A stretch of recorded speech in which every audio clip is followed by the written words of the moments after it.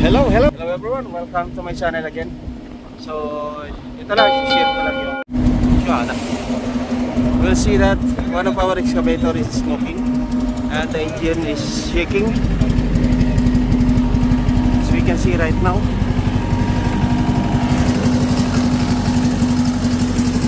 It's a 4-cylinder.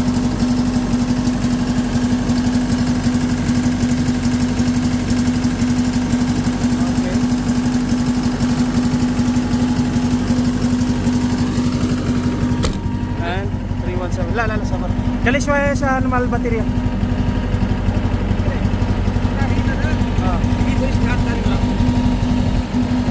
Ada daruri sa wisya, misal ada 00 mapipayda. Yeah. You know what is the problem with this machine? The problem before was this the core injector was damaged totally. The nozzle tip is totally broken.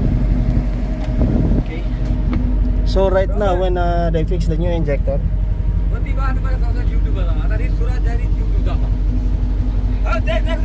Tal. He's a worker of Bindu. Okay, they are rescuing me here because this machine is a low power battery.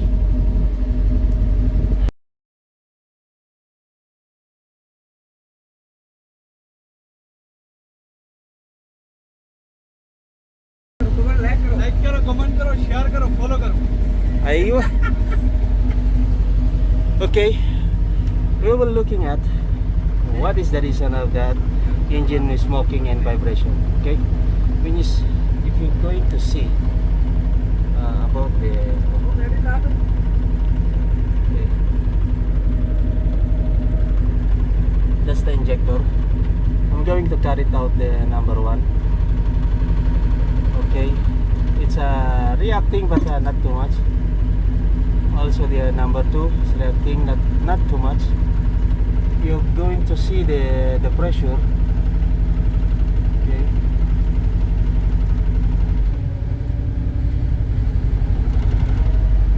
see the number 4, the vibration will getting less.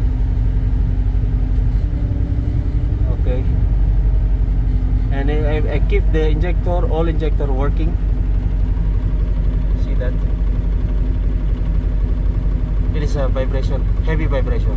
But when I cut it off, the vibration is less. And it comes more smoking. But you see now,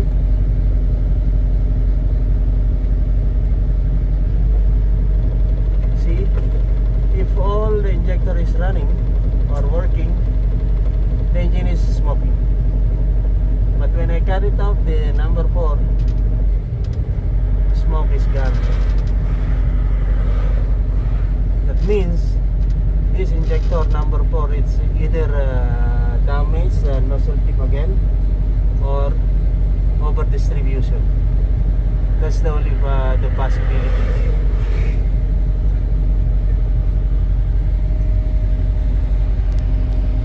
Okay, thank you for watching again. It's a small small way of troubleshooting. Even you don't need to use the laptop, or if you don't have a laptop. What is the main reason? Even we don't have a laptop, so you can identify exactly. Or if you want, you can try it one by one. Open the cylinder head cover, remove the wire of the injector. Okay. Thank you for watching. Again, Caterpillar at your service.